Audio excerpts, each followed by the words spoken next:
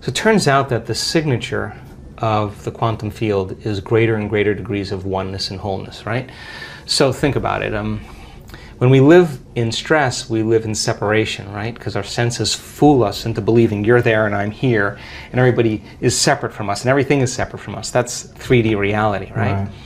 But as you start opening this center, all of a sudden, when you become nobody, no one, no thing, nowhere, and no time, right? That's the moment that your consciousness lines up with the consciousness of the field. That's when you are totally present. Now, here's the deal. If I can get people to believe that just because they can't see something doesn't mean it doesn't exist, if they can just connect and pay attention to that field and stay present with it and become more aware of it, moment after moment after moment, every interaction with that invisible field, every experience lays down new circuits in their brain for them to perceive more of it, right? So then as they keep their attention on it, they start moving closer and closer to it, so they experience less separation and more oneness and wholeness.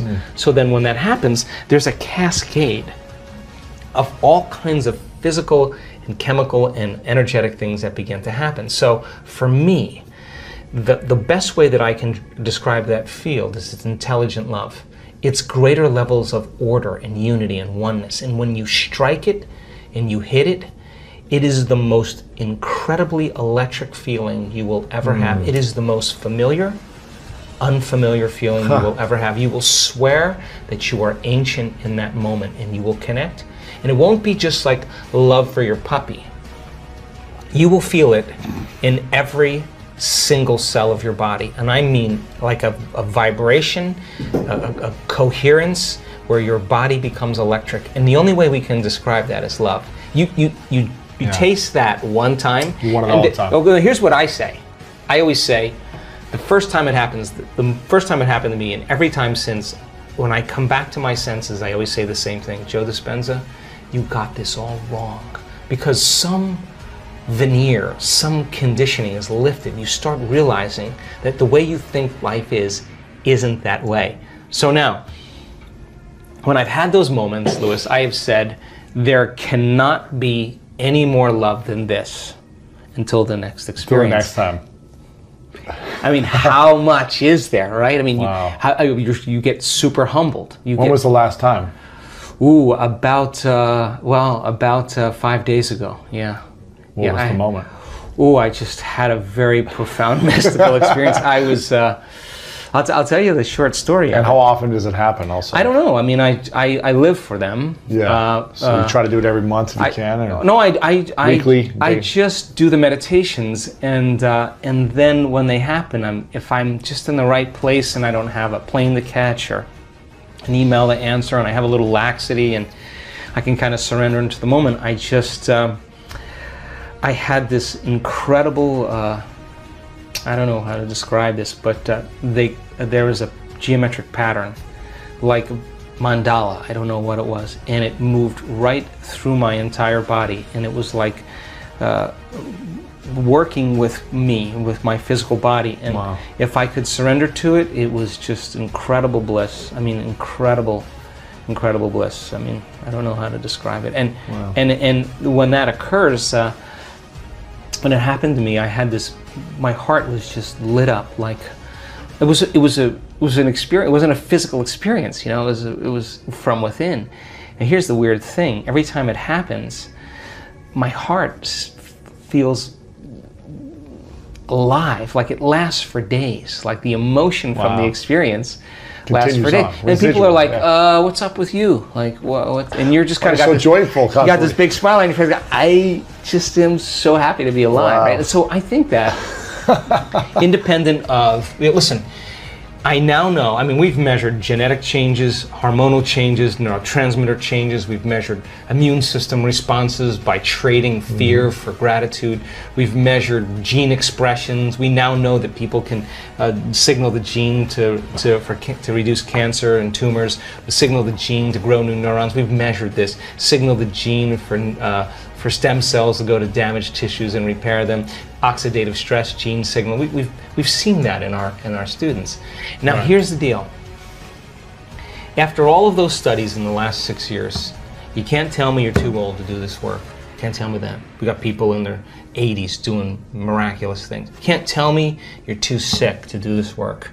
We got people that were at the end of their life, stage 4, and turn that battleship around. Wow. You can't tell me that you had too turbulent of a past to do this work. People that were really rough pasts that are now free. You can't tell me you've never meditated before. We have people who have never meditated before, the most profound mystical experience.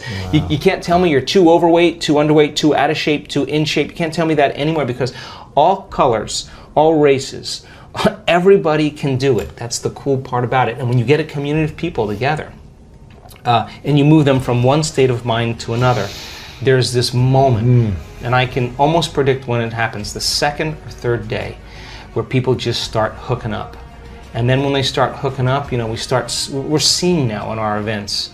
I mean, a lady that was blind from birth, 5% vision, by the end of the event was seeing. I mean, wow. How do you explain that? We had 3 people in the last 2 events that were deaf that are hearing now. Wow. People with crutches that were limited, or walking without crutches and canes, spinal cord injuries, I mean, Parkinson's disease, in a week. Like, that's gotta be, like, wow. It doesn't wake you up to what's possible. And you're witnessing a tumor on a woman's thyroid that was there at the beginning of the event, is gone at the end of the event. I mean, wow. like, you gotta scratch your head and just go, wow, the reality isn't at all the way I think it is, right? And so there's this humility that comes, like, well, I don't know anything, but I'm willing to go down, push the envelope a little bit more.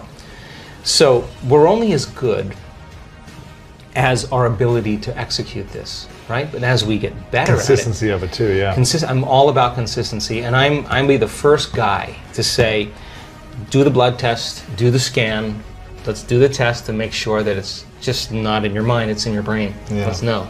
So now the evidence then supports it, the testimonials support it, and all of a sudden people now are beginning to wake up to what's possible. And just like the 4-minute mile. The 4-minute mile was broken. Once it was broken, we pierced the veil. Everyone did it. So we're just seeing now this same thing. We've pierced the veil, and people are just all in. They're not 50% in, they're all in. And my goodness, we're creating this kind of wake and momentum, but not just for healing, but for creating new jobs and new relationships, new opportunities. Abundance, everything, yeah. Whatever it is that they want. People come to the work for all kinds of reasons, and I don't really care. But by the time they start doing the work, all they really want to do is give. Because when you feel so amazing and feel so great about yourself that you no longer want anything, the first thing you want to do is give. I mean, when we see that brain scan moving into coherence and those 2 hemispheres come together, and all of a sudden we see that heart just start going boom, boom, very orderly, and see the more energy going in the brain goes into super coherence. You can walk around and look at that person who's getting the brain scan, and there are tears of joy rolling down her face. She's feeling so whole that it's impossible to want. How can you want when you're whole? Now you feel like you already don't need anything. You feel like you have it already. That's the moment the magic happens. So she's no longer creating from lack and duality and separation. Scarcity, yeah. The scarcity. She's feeling like it already happened. And that's a very profound signal in the field. That's dropping a big stone in the water and it's producing some big waves. And things are starting to manifest. She's attracting synchronicities, everything. Yeah, now she's drawing it to her. So then, if you're doing that, to answer the original question, is that then if you keep practicing that, then you got to get up and maintain that modified state of mind and body your entire day. And it's just a practice. And as you do that and you start seeing all the fun things happening, it's not like, oh, I got to go create my life today. Right. You're like, I got to go because I don't want the magic to stop.